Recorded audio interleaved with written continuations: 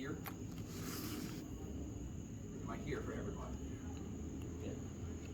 No. Okay, so we need to move constantly. Constantly move, constantly talk. The more you talk to your fighters, the more they know you're there, the more they just listen and follow the damn rules. It's easy.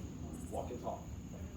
If you can't talk in a loud voice, because I'm not yelling at you right now, it's obvious I'm not yelling at you. I'm going to continue holding the conversation as I back up. Being able to throw your voice this distance, very important. I'm still not yelling at you. Oh, I'm almost to the end. So, the important point about this is, I'm not yelling at you, and you know I'm not yelling at you. So, you won't yell back as a fighter. If I'm not yelling at you, you won't yell. I see a lot of people Herald, and they just, rah, rah, rah, rah, just mean face. Did anybody who fought today think I was yelling at you or just talking very loudly? Which one? Talking loudly. You can't do that? Get a megaphone. That easy.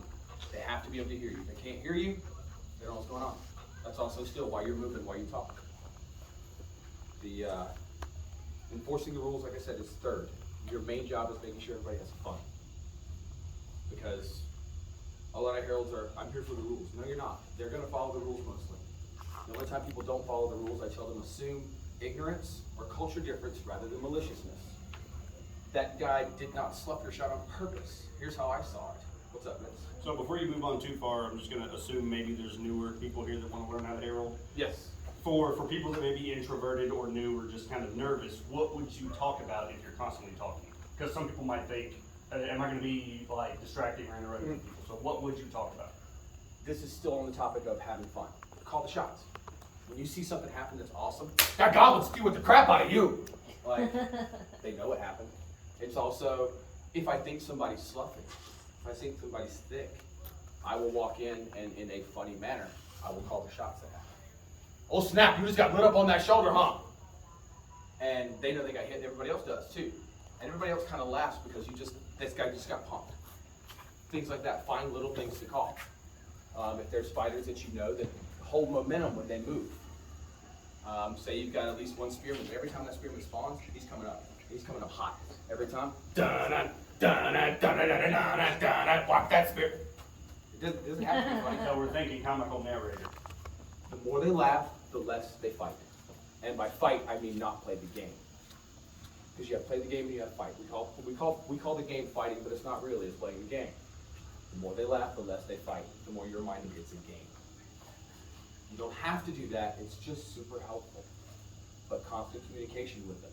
Constantly telling them, even if not that, I need 5 flags to score this point. I need 5 flags to score this point. Keeping them updated on the rules constantly. My favorite part today was, why don't y'all stop getting your flags stolen? When Exactly. the whole thing Exactly. went empty. Exactly. Like, that would make me laugh. Well, why are there no flags here? Where's that now? Give us flags. It doesn't have to be funny, just something. And constantly doing rules at them while they're fighting, they'll hear it. They hear their friend 2 lines down go, hey, snipe that arm. They can hear that. They can hear you. Just don't yell at them because they're going to ignore it. The opposite of that is whenever 2 fighters are yelling, immediately, hey guys, calm down. Drop your volume. Yep. Because that's going to calm them down, and everybody around them is going to stop for a second, and all of a sudden it's this really calm person stepped into between 2 angry people. Are they going to be okay? Because the fighters are watching. So here's another thing. What do you think is the worst thing you could do to a fighter? As far as a punishment. Say somebody's being unruly on a field. My experienced parents. They won't leave. What do you do? Because that's a big question I get. When you say, hey, you're off the field. Or X, Y, Z. And they say, I'm not going. What do you do? One time, Don't yell. no, one time I saw this happen. I did not do this, but the guy, and it was Amcard, so there's like magic users and stuff, so it's slightly different. The guy literally went, hey everybody, this guy's dead. Don't fight him. And then everybody just like, it was almost like a shunning. He literally was like, this guy's dead. And every time the guy was trying to engage, he goes, nope, he's dead. He's dead. He's just here. That's and so one way. no one That's would one way. engage. Yeah. That's one way. Mm-hmm. Yeah, so I That's could good. possibly see that if someone was sloughing for like an entire day and it's near the Yeah. end of the day and the Herald is sick of seeing it, or Mhm. maybe you can. Yeah. Normally what happens with sloughers is whenever you put a Herald near them, to bulldog them, if somebody comes up to you and says, hey, and this has to be, a lot of fighters yet don't trust the Heralds to fix the problem, so they don't come to them. They just street justice. Me and my friends would grab their weapons and beat the dog shit out of that guy. That's what happens. It's culture. But if they would come to us and trust us to do it, what we need to do is as soon as somebody says that, we don't say anything. Say, you, step forward. Come on, you.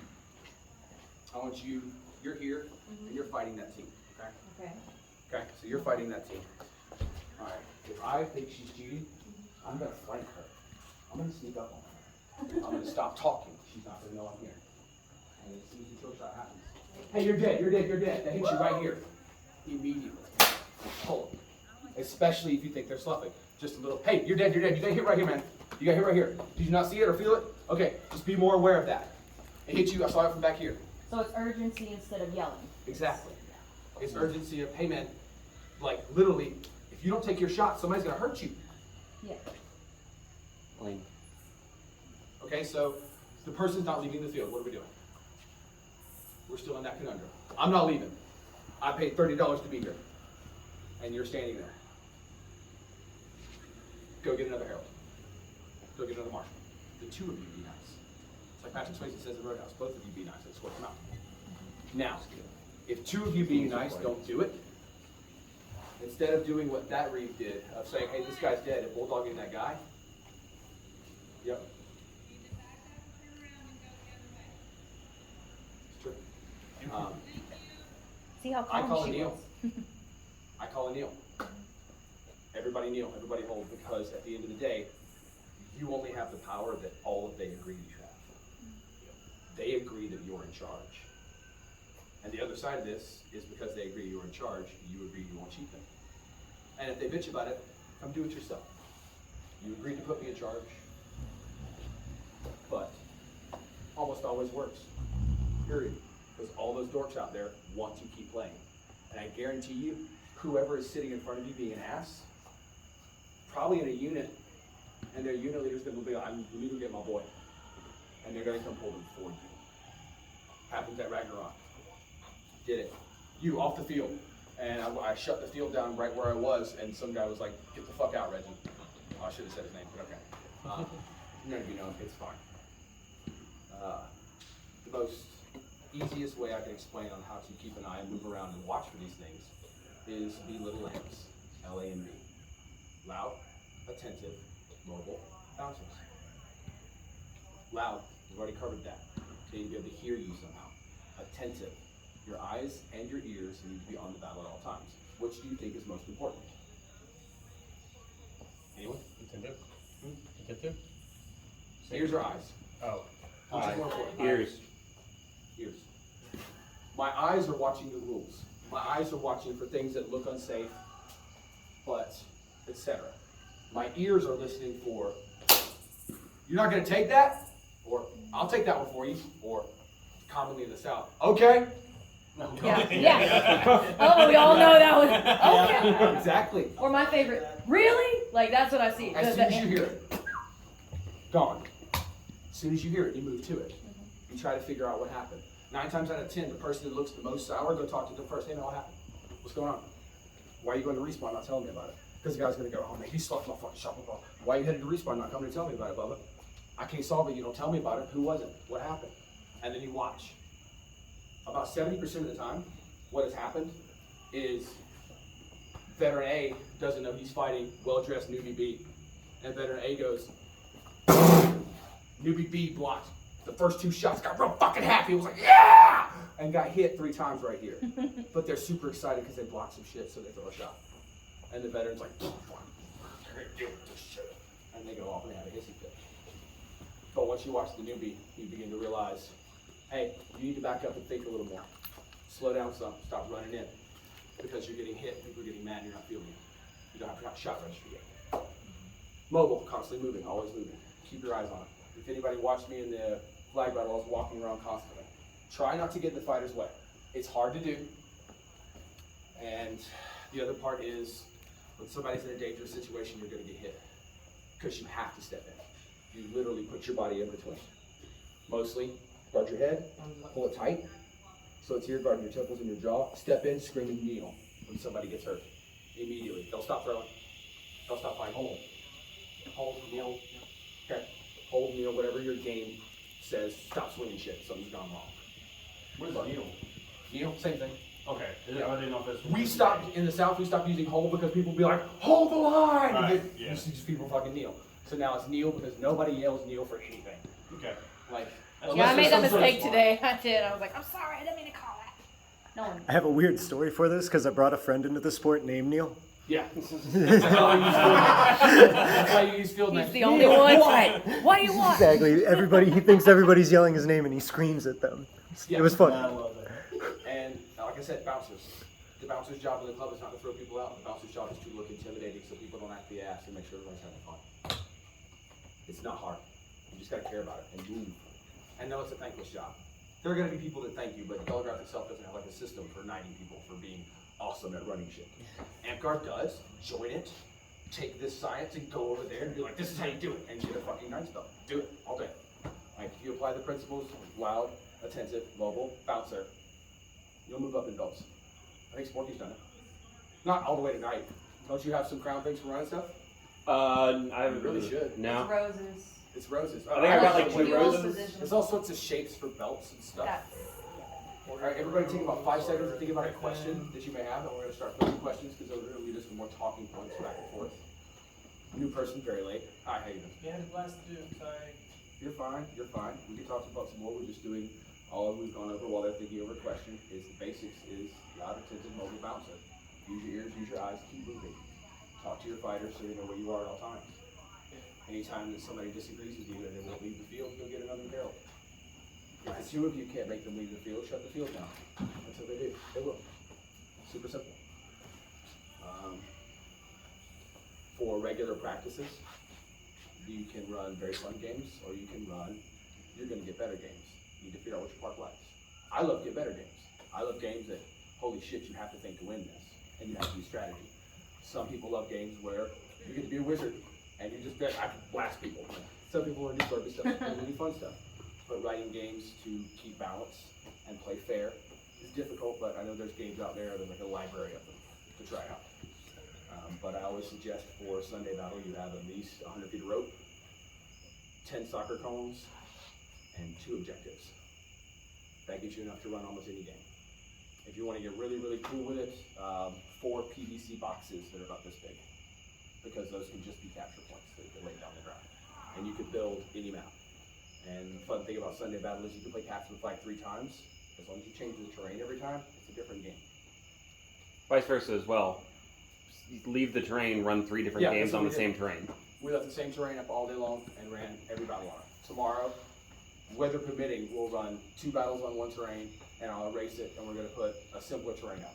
So I'm going to put you off the elaborate tomorrow. You're going to hate it. It's going to be great. Whatever. It's gonna be great. I've seen it. Yeah, it's fun. All right, Gremlin, question. So, for people who cannot be intimidated, I don't want you to be intimidated. bouncers have to look the part, right? No, that's just a theory of the bouncers there to intimidate, to keep people there. You don't have to be intimidated. Just wearing the yellow is intimidating enough. Okay. It's brightly colored, it's flashy. The bouncer part is if you have to remove somebody from the field, Yeah, You you do. ask them nicely. Hey, yeah, but you do it nicely. Yeah. you do it nicely, and if they don't listen, you go get somebody else. And if they don't listen to the 2 of you, you shut the field down. Understood. Sam, I on? Question? Anything? I don't know why you're here really, other than to hang out. I mean, you know, I run around now, so I should brush up on my That's fair. That's open fair. shots. That's fair. what I was thinking about earlier was, it's more like specific situations. Mhm. How can you tell when someone's being iron-hided versus, say, someone in a full kit of armor just is not able to be fully cognitively aware of their surroundings due to a large amount of leather or something, you know? Yeah, I get that. I've actually had that happen to me before. People So, get mad because they're- Iron hide / rhino hide, that's just not taking a shot. The one thing to really catch out somebody who's sloughing is make sure somebody hard hit them, and if they slough it, walk up and be like, there's a red mark on your arm. Why are you still using it? But that's just another thing that happens. I don't know, because it doesn't happen a whole lot in belt because it's the armor, but just walking up and telling them, hey, you need to be more aware of your armor. This is gone, this is gone, and this is gone, and just taking it away from them. Mhm. And then if it consistently happens, tell them, you need to train more in that armor, one-on-one. You need more training in that. And what I suggest to people is when you're trying to get used to armor and train in armor is to have, all you do is sit there and call what got hit until you do it at 80% accuracy. You don't die, you sit there and you fight your partner, your sparring partner in your armor, and you say literally, right forearm, right bicep. Call the target that's hit until they get used to it. Also examine when you have that situation, examine through the shot and whether or not they're using proper body mechanics as well. But in amp guard, all it needs is percussion and bounce. So there is that. All right. Fair On the enough? topic of this, can I elucidate on something? Yes, go for it. Free discussion. So when dealing with, when we're heralding battles at a large event, you're most likely running more than one battle game. So if you see someone who is sloughing, who you think might be sloughing, or in your case, like blowing off armor, this is something specifically I've had to do. If you see someone who's blowing off armor shots, not calling armor correctly, and you don't know them, we color code ourselves. As foam fighters, we have units. Yep. Use units to your advantage. If you see, oh, that guy's with XYZ unit, I don't know this guy. I have no idea who this fighter is. He's wearing their colors. I am familiar with someone in that unit. Yep, go find Go find whoever's the head of that unit. Ask, hey, how long's your boy been playing? Yeah, because I'm seeing these issues. Yeah. How long's this guy been doing this? How long's he been wearing that kit? Because I've seen multiple occasions this, and this. Like, go to their superior. Like I said, you shut the field down, their boss will come get them. 100%. Yes. What is the most difficult situation you found yourself in heralding? Let's see. Two of them. One was the Ragnarok, where two people I didn't know just almost got into a fist fight. And I just was like, nope. And I put one in front of me and one behind me. And I walked them to who was in charge of everything and went, that's your circus, and left. The second one was someone threw a knee on the field. They threw a knee, they locked, and they went in to go into Muay Thai stance. I immediately went to call hold, and fortunately I didn't have to deal with that because everybody else on the field threw down their shit and went, what's going on? So extreme things like that, they happen, but things tend to solve themselves. Some of the worst problems that you will always come across with people are bitching about archers being too close, and that's just a sign of Herald to watch the archers, who you know is a good archer. Trying to think, there's been one or two injuries. One of them was completely self-inflicted, and the guy just hit a hole and looked like he broke his ankle off, but he just rolled it really, really bad. Trying to think. I was there. Yeah, the other things are usually just fiascos with rules and battles gone wrong. And the way I typically handle that is just on the fly start erasing things. On the fly start making it simpler and simpler and simpler until it works. You can't throw flags anymore. Good job finding that. Yeah. I heard that today. Well, Boomy told them they can throw the flag, and I'm like, Boomy, that's a handle flying through the air at head height. No. Thank you, Booby, for the advantage. I'm pretty good with Goofy today with that, though. It's fine though. The goofier we look, the more they laugh, and the more they laugh, the less they Fight. Thank you. All right, next question. So I'm a new fighter, and I'm having a lot of trouble with, I haven't actually gone on the field yet, but I've done a lot of sparring on the side of the field, and I have a lot of people coming up to me like after the sparring being like, you shouldn't have taken like a lot of those hits. But I've seen how mad people get when like people don't take their hits. So like, what's a good solution? Start with sparring, look at them and say, I am new. If I should not take the shot, please tell me. I'm going to take everything you throw. Okay. And that will fix that. The other thing is getting used to the calibration. And again, that same game where you just call where you're hit, it's what I do with new fighters. I'll pick up a sword, give you a sword, and I'll say, all right, none of my hits count. So when I hit you, it doesn't count, but you have to tell me where I hit you. And then, but you still try to kill me. Like, you still get practice swinging. But that's a game I just play with new people, and it gets you used to the calibration where it goes. They should also have walked you through light, medium, and hard when you got on the field. Kind of. Okay. I heard What light do- and hard, but I haven't heard medium. No, what I walk people through is light, medium, and hard. Light is, pop, this doesn't count. And then I tell them, however, take everything that hits you unless the person says, don't take that. Because as veteran fighters, we know when we throw a shit shot. We do. Everybody nod your head, because you do. You know when you throw a shit shot. You know when you've told every veteran here, you don't have to raise your hand.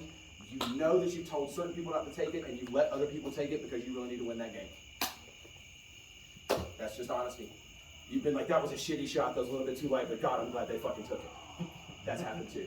But usually, especially in Sunday one-on-ones, the veterans should be able to tell you, especially if you preface it with that. I've seen before, like two fighters will start hitting on each other, and they'll slough each other very hard, and they'll just start going harder and harder. Yeah, you just stop that fight. You go, hey, stop. Neither one of you are taking shots. Watch. Like I just saw you hit him and you hit him, and neither one of you are taking shots. Watch. And then, are we talking like one-on-one sparring or on the field? On the field usually. On the field? Yeah. Just be like, both of you need to stop, or I'm throwing you off the field. And I would say, also, whenever you think you're going to throw someone off the field, before you throw them off the field, go get a second marshal, so you already have backup. If that situation happens and you see it, you do. Are you fucking seeing this shit too? Okay, we're both seeing this shit. Let's get 2 different angles on it. All right, let's get 3 angles on this shit. All right, both of y'all out. Yep. All 3 of us just watch this happen. Leave until you can learn to play the game better. Get somebody else, get more eyes. Dick. So, other than like the Book of War, are there any resources you would recommend to get better at marshaling? You know. I don't know. Yeah. I've done it all organically, and I've just now been able to, over the few years, able to unpack it as haphazardly as it is right now. I would imagine maybe some soccer referee books to teach you about how to keep out of people's way better. A book on cardio. Cardio helps. Everyone who marshaled with me today who has not is like, why did I run so fucking? Look at this man. This man's got a stick now. Jesus fuck. Like somebody's like, I want to learn the Herald Tecknowe. I'm like, cool. Keep up. And it's not the run. It's not the run. It's the constant business walk. I got something to do. We got somewhere to be. Let's go. Yep. Like, cultivate that as a marshal. You've got somewhere to be. You've got something to do. Because it keeps you light on your feet and able to keep footwork and dodge out of the way. Learn your pace. Learn your pace. Learn how long your pace is. So you can measure out equal fields. If you go up there right now, there's a rectangle that is 36 double paces on one side and 24 double paces on the other. So it's an even field every time. You've got the center point marked, and it makes setting up battles and breaking them down work like a clock. Good see. Question? Any questions? Okay. Other questions? Yeah. Second question. It's only happened to me a couple of times, but what do you do when, or how did you handle when people actually get aggressive with you? Like they get up in your face, and maybe you don't have backup. Like, do you de-escalate the situation? Do you leave? Like, because it would be unsafe to leave the person alone, but at the same time, if you don't have backup in that, say you're on, like it's a big field and you're by yourself, kind of. Number one, for planning is put you in that situation. I would never do that. You saw how many people I walked on the field with today. That's why I always have City Herald, period. But I have had situations at Sunday practice. And what I do there is I throw it out to my next Reeve that I can, my next Herald. I say, hey, take this over. Hey, come talk to me. Let's talk it out. Sit down. Importantly, don't give them back what they're giving you.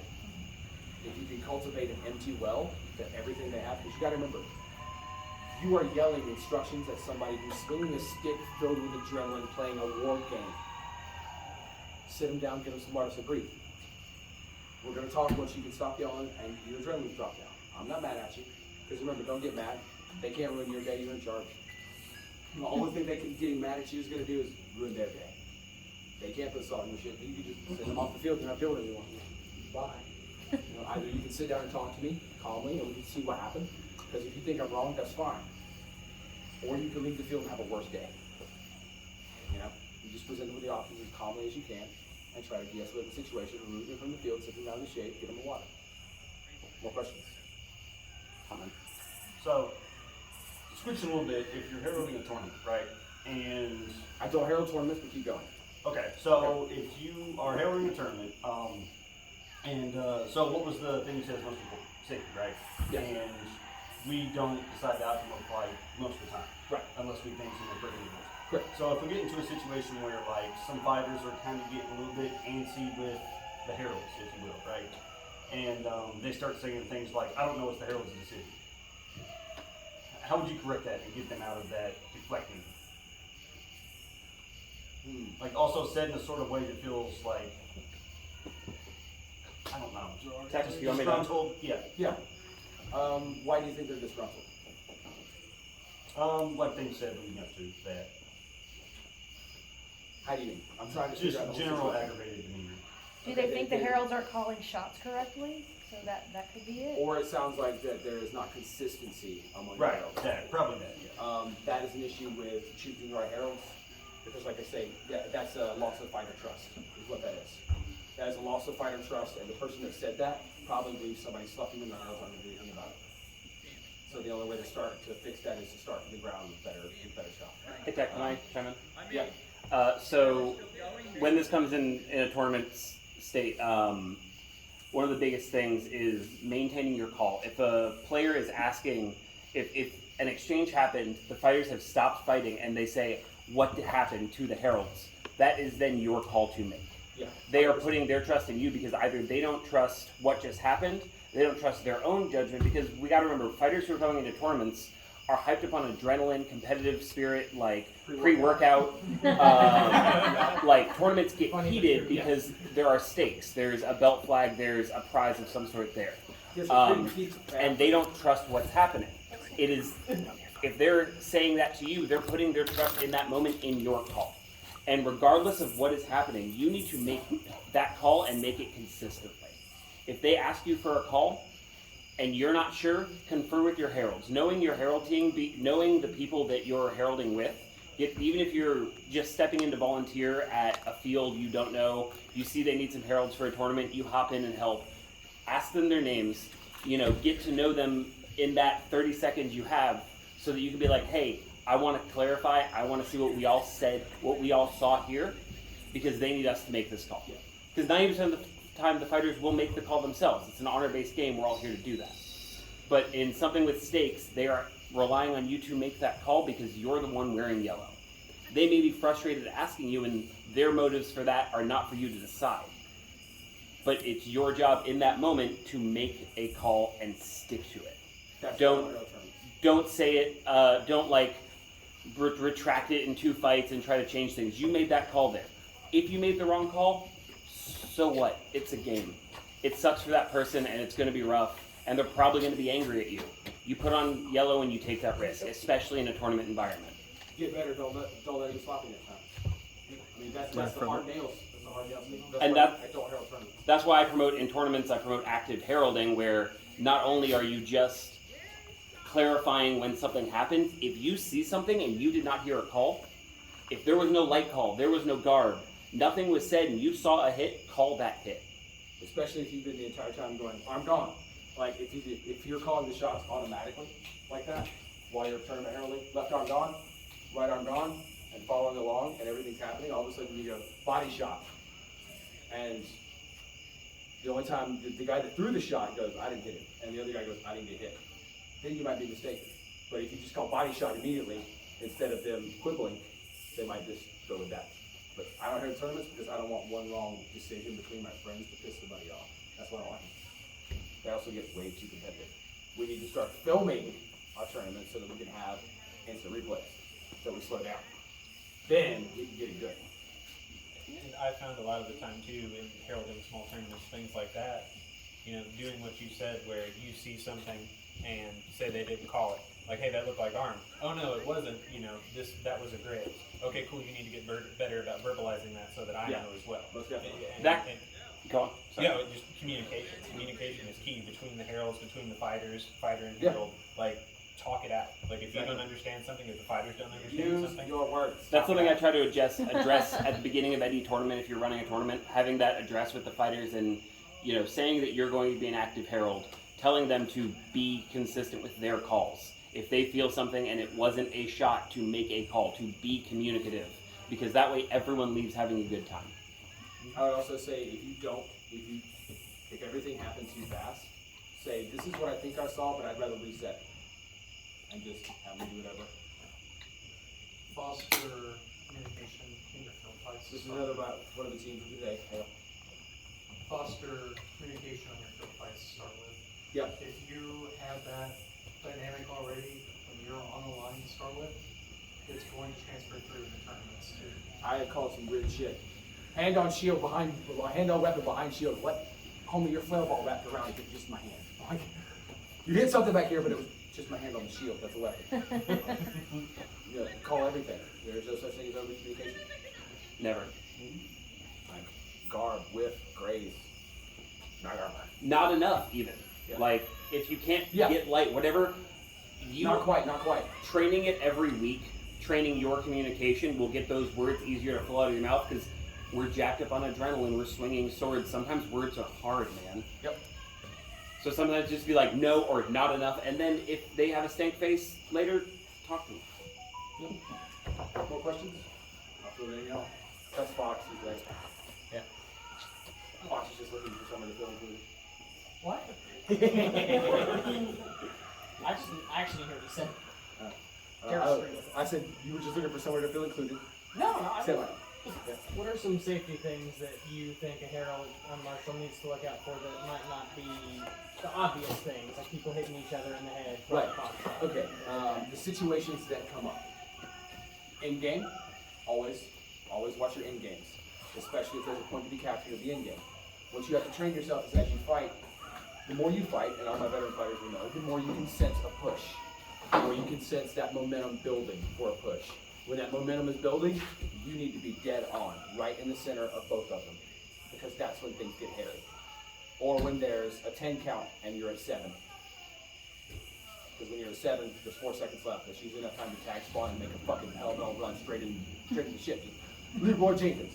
Like, watch for Leroy Jenkins moments, literally. Watch for Leroy. Because that's when people get hurt, normally. I can add to that. One thing that's really helped me out at heralding fields, even just assisting with heralding fields, if I see people pointing, especially if it's more than one person, if you see people doing this number right here, look to see who they're pointing at. Yeah, See if you can get over to them and say, hey, what's going on? Because it's obvious that they're talking about somebody, they're planning something, or they're trying to point out something that happened. And if you don't see a marshal acting on it, you need to be that marshal acting on it. Going and getting it from the source information is always a good thing. Especially if they're also with stank face pointing. Yeah. Yeah. Just If the stank saying face this, is well, that's a pointing, quick move. that's street justice coming. That's a possibility for somebody to get hurt. And when they do, you go talk to them, and they're like, well, we were blah, blah. They're like, you didn't tell me. Yep. Why didn't you tell me? You come told me how to handle it before now. You have to build the trust. Exactly. Safety thing, people getting too hot, Yeah. just in general. Yeah. It can be in the cold too. If they're getting red faced, they're showing signs of exhaustion, that sort of stuff. Get them off And the that field. and that is more manageable by, I have a timer, this is how long we run battles. When the temperature is a certain amount, we don't fight for more than 20 minutes. In Atlanta, we don't fight for more than 20 minutes at a time during the summer, because you will fucking die. And there's also just telling people, you're an adult, remember to get water. You're an adult, remember to get water. And when you take breaks, sometimes you have those stick jocks that are just like, I'm not gonna stop fighting, Misty. And you walk over and you go, Misty, you're gonna die from heat stroke if you don't go sit down and have some water. You're dead, quit fighting. Like, we're not supposed to be their mothers, but you know, if they all die, we have nobody to tell us we're doing a good job. You absolutely will get belligerent about that. It's just like, no, I'm good. Like, no, you're dehydrated. Yeah. Drink Yeah. water. Adrenaline is a mother. Yes, it is. All of us right now are probably dehydrated. Blessing and a curse. Drink water. Heat stroke will sneak up on you. Oh yeah, oh yeah. You don't recognize it sometimes. The first time I ever fought in Atlanta, I was fighting in like Alabama and Tuscaloosa, surrounded by an arboreal verdant wall. It was beautiful. There was downward shade everywhere. It was great weather. First weekend in Atlanta, I come back home and I'm fucking. No, I caught it at work. I was done. I was not ready for it. I didn't see it coming until I got all the way the fuck home. I was like, huh, I don't normally see that many spots. Didn't get hit in the head that many times today. Yeah, heat stroke is a thing. Watch for your fighters that are fighting uninjured, because they don't want to sit down. Thank you. They match. Yeah, you're right. But you can't make them. You can't tell them. But you can tell them, hey, if you want to keep doing this all your life, you should take care of that injury before you fight. Blood on the field, automatically off. Yeah. Somebody bleeding, pull on. Go get some sort of help. Go staunch that blood, get it fixed, get some styptic powder, gauze, fucking I don't care. Tell the tampons up your nose, I don't care. Do what you have to do. Get it fixed. Then you can fight. Clean it up. Nobody wants your blood. If they do, they're rude. Go talk to them in private. Alright, let's see, other random safety issues I can think about. Walk the field. Always walk the field. Even if you Yes. set your field up Yes. before the fighters come on, walk it one last time. You never know what ends up there. You never know what little pockets of holes you missed. They're covered by grass. It's a little bit longer. We went down to scout the Winter War field. Yeah. Lupir and I. We got down there. We agreed, this is amazing. We got down, we didn't walk the whole field. We got down there weekend of and figured out, shit, 2/3 of the field was covered in rabbit holes. So we had to shrink everything down. Rabbit holes and there were Gopher holes everywhere. spots of mud dauber nests. Yep. And it was just like little things like that that we didn't see because it looked flat and even. Yep. So we adapted. We shrank everything down. Kept going. But kept everybody safe. And we told everybody. We were candid with them. We're like, we did not want to box you in, but. And I stepped into a hole that was like 2 foot deep. Nobody wants to step in that while making a charge. And they were like, oh yeah, you're right. If you remind them that they can break and that they're human, they'll agree with you. More questions? Another safety issue that happens, commonly, especially for people who are new, shield kicks. Shield kicks. First time somebody kicks a body, nope, you need to go practice that with a friend that doesn't mind getting kicked in the chest. Period. There's a difference between also, I kicked you in the chest and you pulled your shield. I realized I was going to kick you in the chest, wound up putting my foot on your chest and gently, because I've done that at least twice to somebody. I went and went for a teep, and they just went, get me in the chest! And I went, oh shit! And I very gently put my foot on their chest and just kind of folded them down. And I'm like, why did you move your shield? But also, always teaching the person who's throwing the kick, because it's legal, to make sure their shield stays there. Before you throw the kick, throw a fake that's going to make sure that shield goes right where you want it. I use a spear. I will pin your shield and then kick the shit out of you because you can't move it.